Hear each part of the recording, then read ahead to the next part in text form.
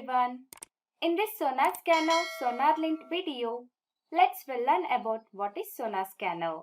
SonarScanner is the scanner developed by SonarSource. So when there is no specific scanner for your build system, that time we can make use of this SonarScanner. So next, what will be the advantages of SonarScanner? SonarScanner is a client-side application that works in collaboration with the SonarCube server. And also, SonarScanner will analyze the project and send results to SonarCube server. So these are the main advantages of SonarScanner. So next, we'll move on to the another topic, that is what is SonarLint. SonarLint is a free and open source IDE plugin that allows you to detect and repair coding bugs before they become an issue.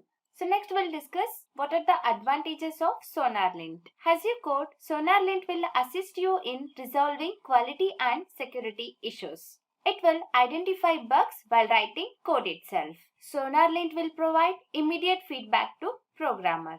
This is all about the SonarScanner and SonarLint. In next videos, we'll discuss how to install SonarScanner and SonarLint. Please subscribe to our channel, help us to grow. Thanks for watching.